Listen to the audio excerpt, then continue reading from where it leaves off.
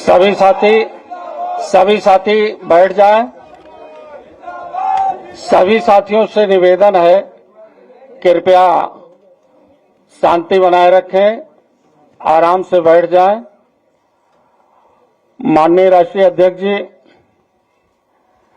आज जनपद अयोध्या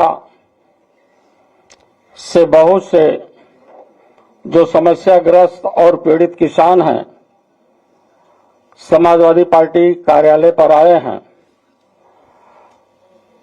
आज अयोध्या में विकास प्राधिकरण और आवास विकास द्वारा किसानों की जमीन ली जा रही है और किसानों को सही मुआवजा नहीं दिया जा रहा है। किसानों का रिश्ता जमीन से है। जीविका का साधन केवल जमीन के अलावा और कुछ नहीं है। ऐसी स्थिति में हमारे सम्मानीय मीडिया प्रभारी के साथी आए हैं। इन किसानों की आवाज को आगे ले चलने के लिए माननीय राष्ट्रीय अध्यक्ष जी के सम्मुख कार्यक्रम के संचालन के लिए मैं श्री पवन पांडे जी को आहूत करता हूं कि आप हमें डिटेल्स में किसानों की समस्याओं को रखें और ये बात किसानों के हित में जाए।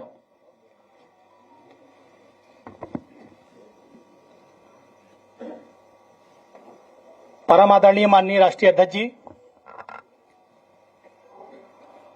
पूर्व में भी कई बार अयोध्या के किसानों के मुद्दों को आपने उठाया है। अयोध्या के किसानों की बातों को आपने,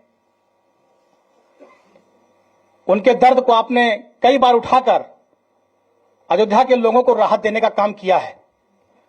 आज उसी क्रम में अयोध्या से कई किसान जिनकी जमीनों पर भारतीय जनता पार्टी की सरकार में विकास प्राधिकरण द्वारा, आवास विकास द्वारा बगैर मुआवजा दिए उन जमीनों को लेने की बात की जा रही है। किसान ये बुरी तरह से परेशान हैं, क्योंकि अगर जमीन से इनके परिवार का जीवन यापन होता है, उसी जमीन से अपने बच्चों की फीस जमा करते हैं, उसी जमीन से मेहनत करके अपने बिटिया के हाथ पीले करते हैं, और आज उस जमीन को सरकार लेकर अपने पूंजीपति और उद्योगपति मित्रों को देना चाहती है।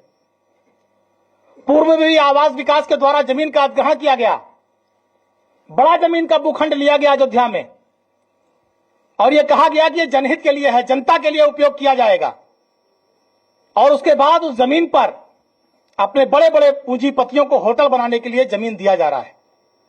गरीब किसानों से बहुत सस्ते में लेकर बहुत महंगे में दिया जा रहा है। आज कई योजनाएं जो अयोध्या में चलनी है, यह जो हमारे किसान बंधु यहां पर आए हैं, ये कोई भी किसान विकास के खिलाफ नहीं है। कोई भी ये नहीं चाहता कि अयोध्या का विकास ना हो, अयोध्या तरक्की के रास्ते पर न जाए, अयोध्या का विकास हो, तरक्की हो। लेकिन यह संभव नहीं है कि हमारी जमीन को कौड़ियों को भाव लेकर भारतीय जनता पार्टी के अधिकारी और नेता अपने पूंजीपति मित्रों को अच्छे दाम पर दें, जिससे कि अच्छे पैसा कमाए और यह हमारे किसानों के हाथ में कटोरा आ जाए। हम इसका पुरजोर विरोध करते हैं। पहला मामला जो हमारे किसान आए हैं, उत्तर प्रदेश आवास एवं विकास परिषद द्वारा गैर कानूनी तरीके से जबरिया अधिग्रहित किए जा रहे भूमि विकास गृहस्थान एवं बाजार पूरक प्रथम योजना 2023 को संपूर्ण निरस्त करने की मांग कर रहे हैं। क्योंकि इसके पहले जब आवास विकास ने जमीन ली थी, जिस जमीन का अधिग्रहण किया, अभी वहां पर एक ईंटा नहीं रखा गया। वहां पर अभी कोई आपने काम ही नहीं किया। जो जमीन आपने हजारों बीघा ली है और उसके बाद आप नई जमीन लेना चाहते हैं। और सबसे बड़ी बात है कि ये जो कागज है, जो दस्तावेज है, जिनकी जमीनें जा रही, 100% किसानों ने आपत्ति दाखिल की है कि हम आपको जमीन नहीं देना चाहते।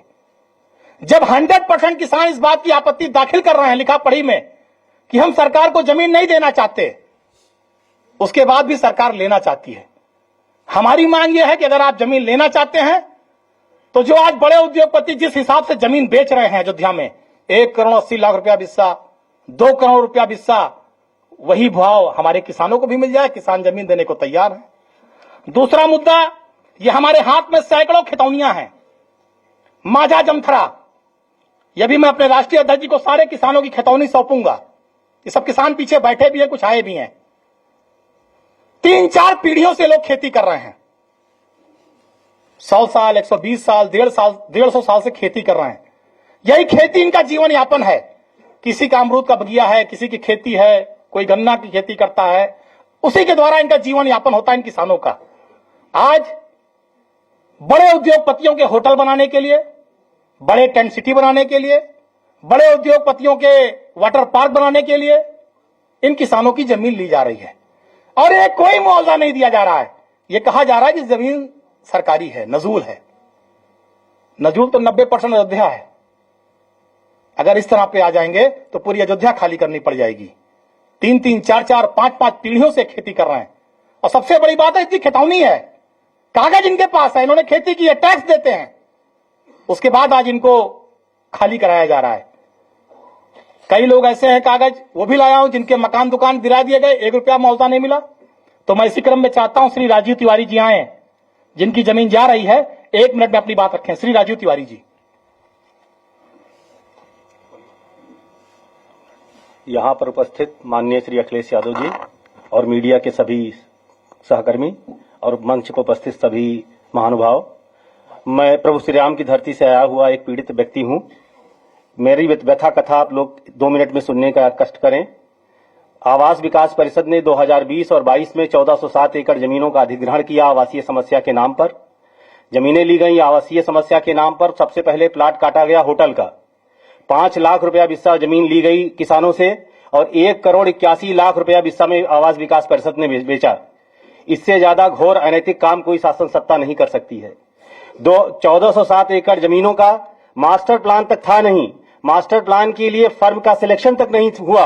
उसके पहले ही अगस्त 2023 में 450 एकड़ जमीन की सप्लीमेंट्री स्कीम और लेके आ गए, और वही कि आवासीय समस्या अयोध्या की। उसी स्थान पर बार बार जमीनें अधिग्रहित की जा रही हैं। सारे लोग भूमिहीन होने जा रहे हैं, उनका लाइवलीहुड इंपैक्ट हो रहा है, उनके जीवन जीने का अधिकार समाप्त हो रहा है। हम लोग उसी अयोध्या के निवासी हैं, हमारी जमीन वहां पर है, हम वहां पे होटल बनाना चाहते हैं, कुछ लोग अपना आवास बनाना चाहते हैं, कुछ लोग अपना व्यापार करना चाहते हैं। वो कहां जाएंगे?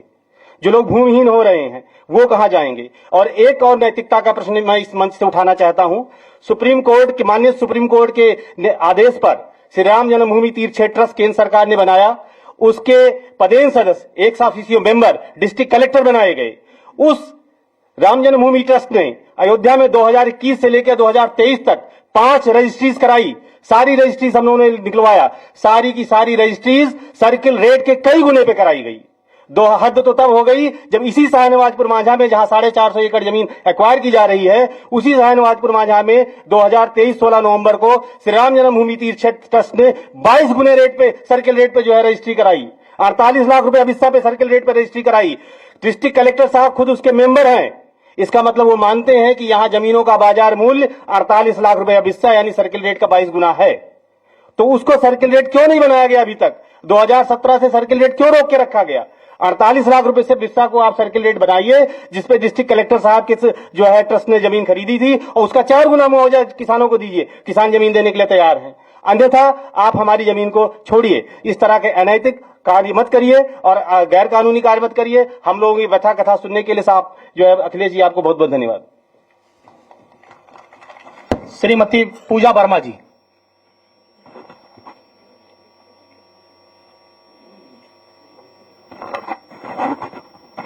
माननीय अध्यक्ष जी को नमस्कार है और सभी को मेरा प्रणाम।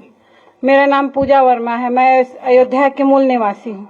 मेरे पति की मृत्यु कोरोना महामारी में 2021 मई में हो गई थी। उनकी मृत्यु के उपरांत मैंने सभी जमा पूंजी जमा करके, LIC के डेथ क्लेम के पैसे सब जमा करके मैंने एक जमीन खरीदी थी अपने बच्चों के उज्जवल भविष्य के लिए। मेरे 2 बच्चे हैं, एक बेटा है और मेरी अभी 12 साल की बेटी है। उन दोनों की पढ़ाई लिखाई, शादी ब्याह, उज्जवल भविष्य के लिए मैंने जमा करके पैसे वो जमीन खरीदी थी, ताकि भविष्य में उनको अच्छा पढ़ा लिखा सकूं, बेटी की शादी कर सकूं और वो जमीन आवास विकास परिषद जो है योजना में ले रही है और उसका मुझे सही मुआवजा भी नहीं मिल रहा है।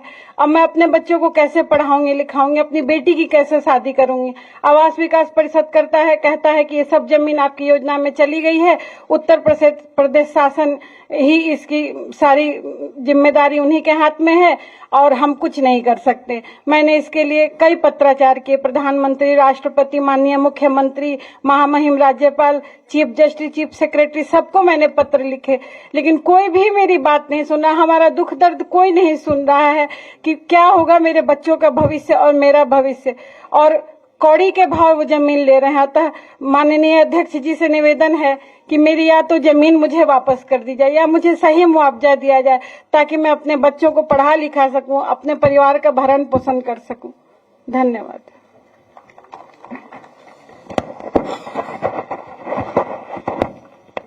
श्री राम अजोर यादव जी।